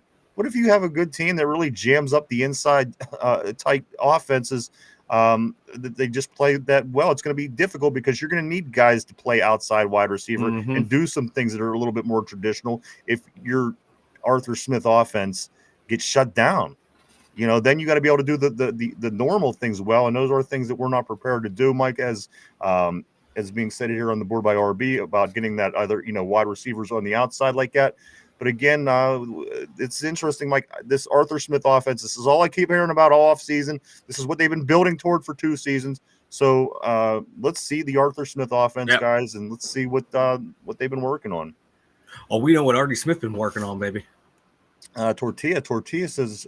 At RB, I've been trying to tell people this. Smith has only 1 year that his had good production from wide receiver 2. Mooney in London with the Falcons every other year. Wide receiver 2 is barely used. Cody says if he's asking for more money, he has to, or I'm booing every time he gets on the field. I'm booing Cam. I'm booing Cam every single play. And then this is a good question. This might be the question of the show, John. Can the Steelers beat a tier 1 team?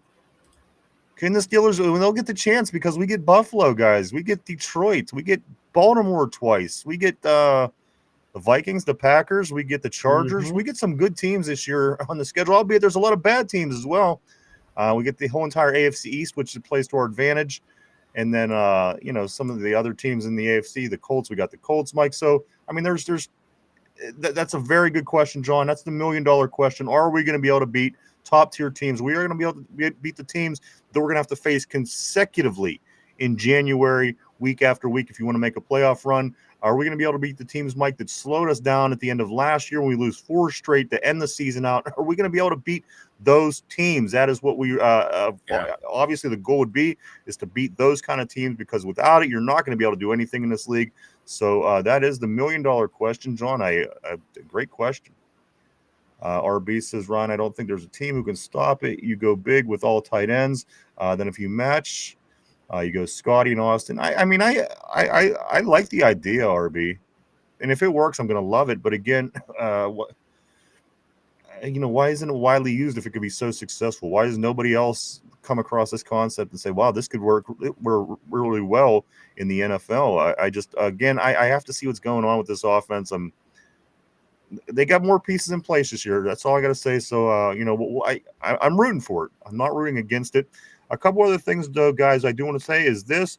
Analytics, Mike. Analytics says now that the Steelers have the best home field advantage in the NFL.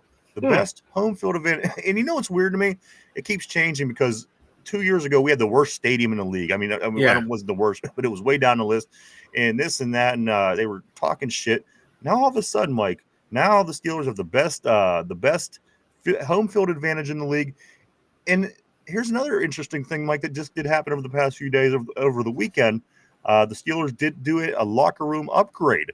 Of course, they keep scoring poorly on the players' scores that they do every year about locker rooms, facilities, and the Steelers, Mike, have been not doing that great compared to a lot of the other teams.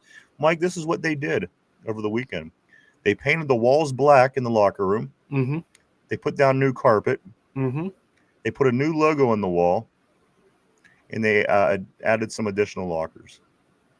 I don't think this is what the players were talking about when they're talking about what other teams have in their locker room and the Steelers don't have. I can't remember. It was either Broderick Jones or Mount Washington. It was like, it looks nice in here. I like it. So it's working on some of the guys. Or at least one of them. You look at the, I seen the Jets locker room. It looked like a scene from the Jetsons. Yeah. You go in the Jets room and they have like these I don't know. Yeah. I don't even know what they are.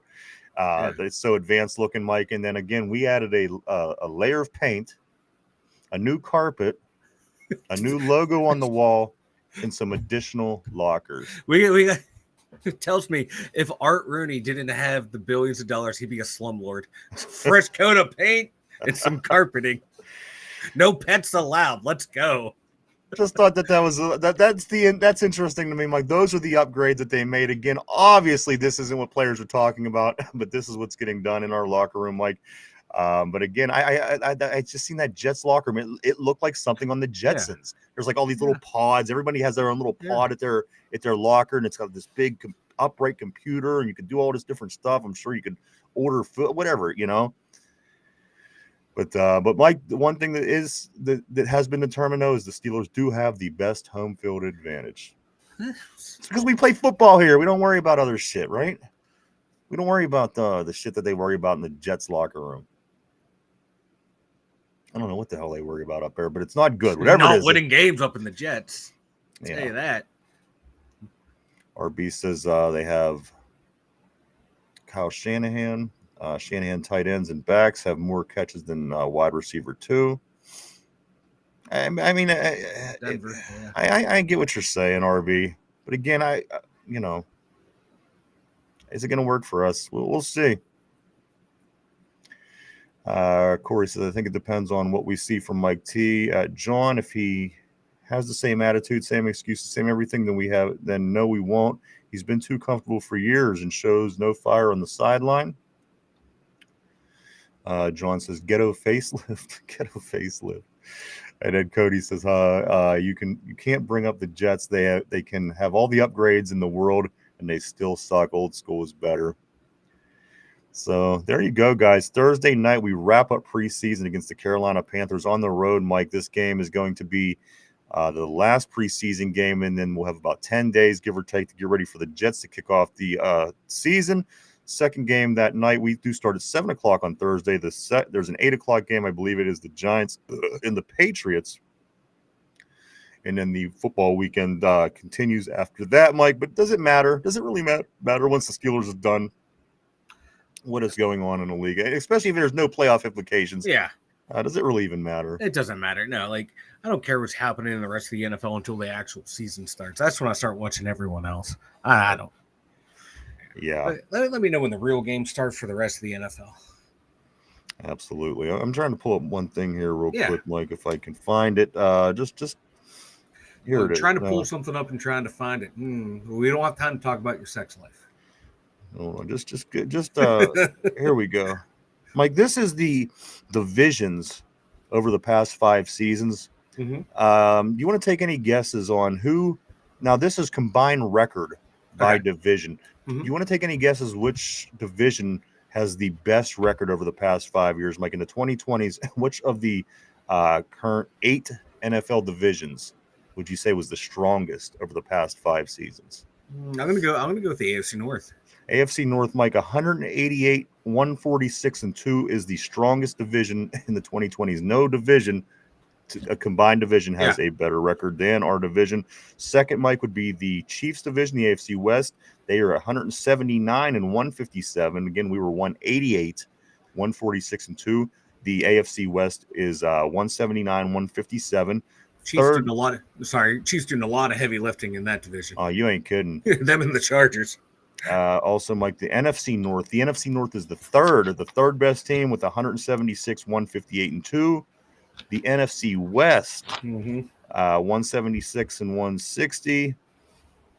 The NFC East, 167, 167 and 2. 167, 167 and 2.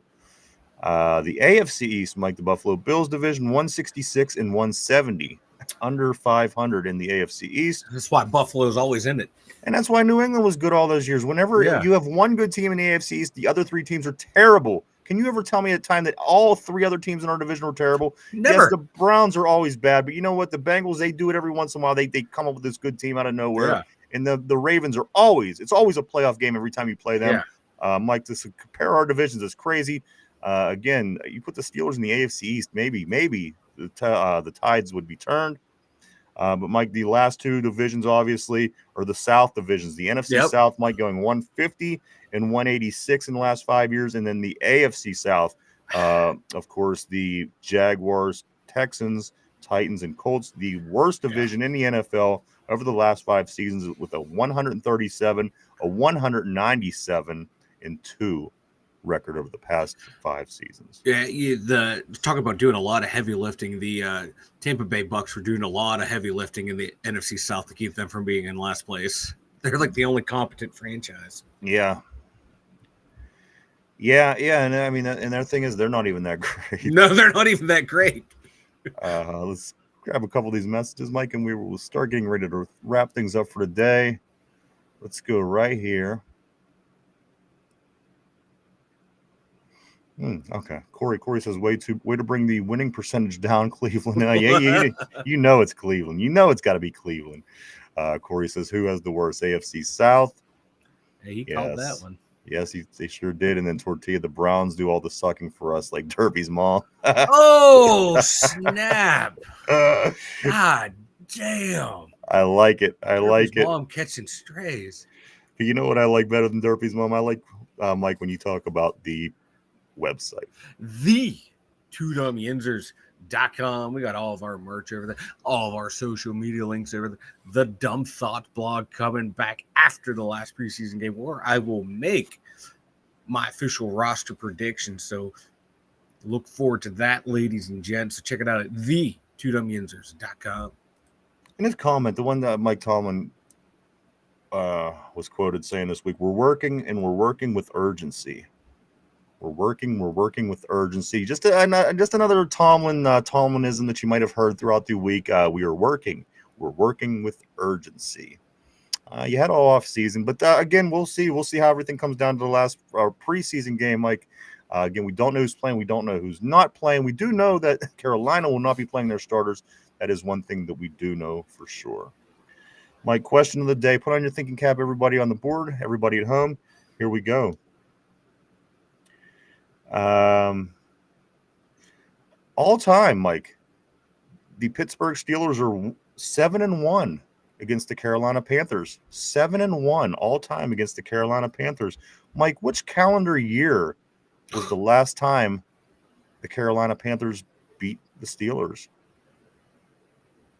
The Steelers are 7-1 against Carolina all time.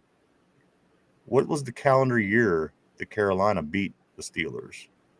Take a minute to think that over. We're live 5 days a week right here, Monday through Friday, 11 a.m. to 12 p.m. Eastern Standard Time every day right here on the tube.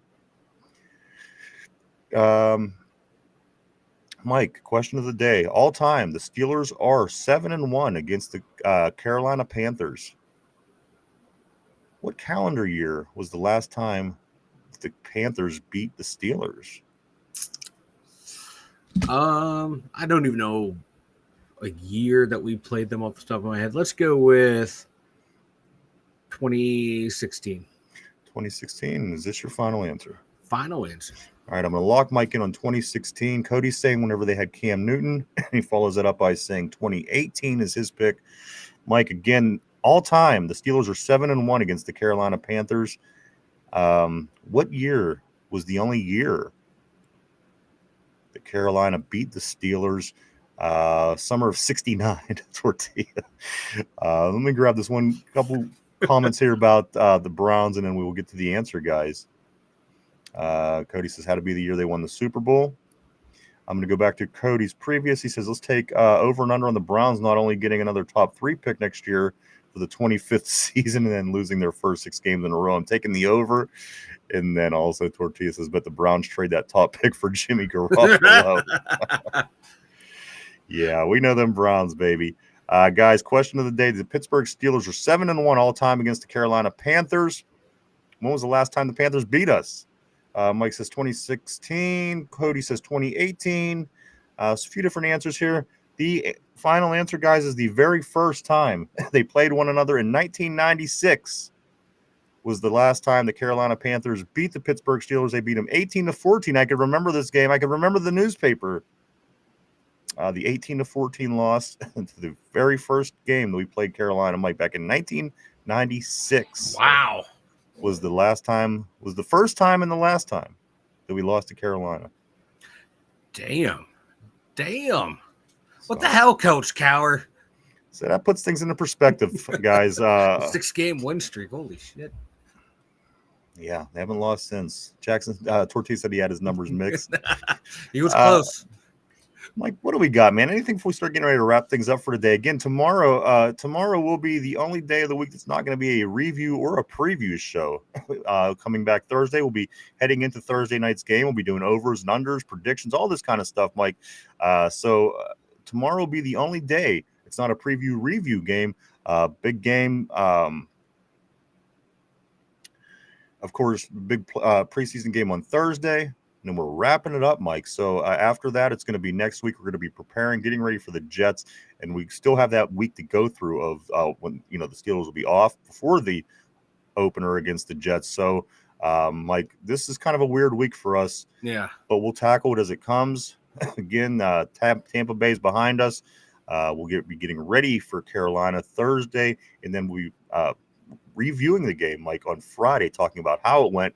But then after that, we do have that little bit of a break. So it's coming. It's coming. I got to be honest with you. It feels like we've been on 2 weeks till the regular season for about a month now. It does, too. It's so close. The closer it gets, the further away it seems. Yes. Like, time is taking time is dragging, bro. It feels like it got here quick. Yeah. And then now that it's here, it feels like it's been 2 weeks for like a month and a half. I hate it. I want it here now. Yeah, me too. And it won't be long, man. It'll be the Jets, the Seahawks, and the Patriots, baby. I think that's a 3-0 start, and then they take off and they go to Ireland to play the Vikings, Mike, in Week 4. I like our chances. I think this is going to be a good season. And again, you got to credit the team and the GM. They put together this team. They brought in all these big names. So we should be thankful for that, Mike. We could be a team that's rebuilding and has nothing going. We could be unloading players, thinking about tomorrow, thinking about next year. That's not the case, Mike. They put together a pretty good team, and let's see what we could do, right? Yeah, I can't wait to see all the ones in action Week 1, to see everyone out there that we brought in and the jumps from guys that are going to make from year 1 to year 2, year 2 to year 3. So I'm excited for this year, brother. I can't wait. Cody might have it hit right on the head. He says it's because these games are so boring, especially once you get to the second half of the second half. Oh, And that none of these guys are going to be they're going to be in XFL uniforms next year. And especially when your team's losing or playing poorly in the preseason, the second half, you're like, oh my God. Yeah. So I do want to say, if you had a chance, go check out our social media pages. We are on all over the place, actually. We're on Facebook, Instagram, X, formerly known as Twitter, Threads, even TikTok. Swing by, hit the follow button, keep up with us on a day-to-day basis. Also, what else? What else? What else do we got, Mike? What else is coming up? I don't know what else is coming up. A lot of good things are coming up, brother. That's the only thing I know. So you had a good vacation? I had a really good vacation, man. Kids at the water park. I was in the wave pool for like 4 hours straight with my kid because he did not want to get out. Oh, I seen the video. Those are some aggressive waves. Dude, I was getting dragged under, and then the kid would fall down. You see little thunder behind me. He panicked. He grabbed me, and he was dunking me under the water, trying to drown me in the waves, trying to get his life insurance policy. I've never seen a wave pool that aggressive. It was very aggressive. It's insane. I couldn't believe it, actually. The 11-year-old's all the way up by himself, and I'm getting my ass beat by these waves. I'm like, what the hell's going on? I know. I'm seeing all these kids' heads disappear. I thought, geez, oh man. I saw twice lifeguards jumped in. One turned out to be a spontaneous training exercise, and the other one was this little girl. She got too far up. If you get to a certain point, they blow the whistle at you, tell you to move back for safety. Well, you could see she was starting to struggle, couldn't see. And then this young kid, man, he fucking hopped in and just swooped in, man. He did his job well. I was like, hell yeah. Huh. But that was it, man. Like, no one was doing anything stupid. It was cool. It was like, this water park was geared towards like the younger kids. So it was nice and cool and chill. It was fun, man. Then that took him to Cedar Point, let him ride roller coasters. That was fun.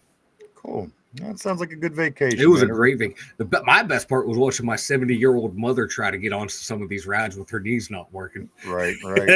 She's like, I got this. She moved better than Cam Hayward. That's all I got to say. Mr. Vacation's finally back. I'm done with vacations. I'm here till the end of the Steelers season. You're stuck with Vanilla Thunder. And we'll be back tomorrow at our regular time. Catch us tomorrow. We do got some cool things going on, guys, as the season does get a little bit closer.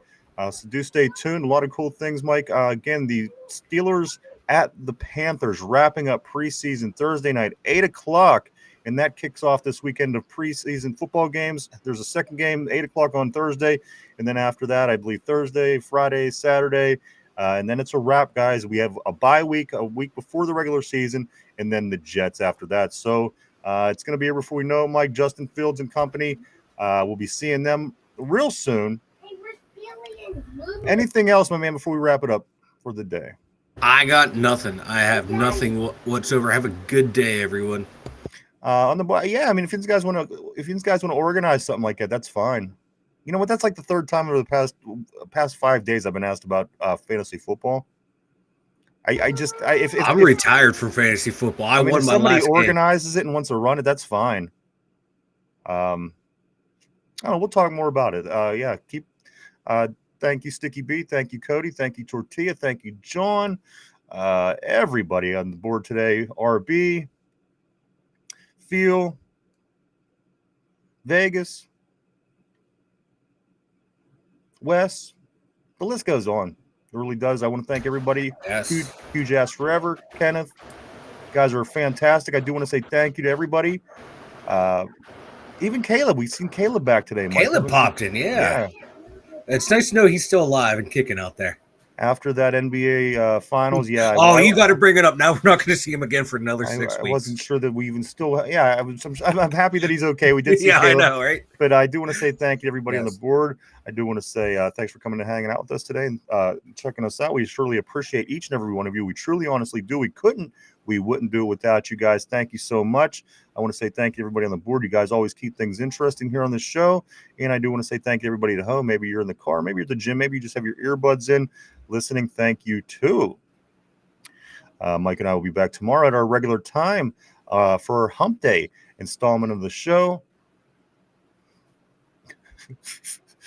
Cody on the board throwing up Mike's throwing up some funny names. Dixie Normus he has up there. But guys, thank you so much. Everything you guys bring to the show, you are amazing as always. And again, we'll be back tomorrow at our regular time. Mike, anything else? Speak now or forever hold your peace, sir. I got nothing. I'll see y'all tomorrow. I'll do this again. Absolutely, everybody. I hope everybody has a safe Tuesday. We'll be back tomorrow at a regular time. We'll see everybody then. For Mike in the Steeler Central Mobile Studio, myself, the two dumb Yinzers, everybody have a great Tuesday, and we'll see you tomorrow.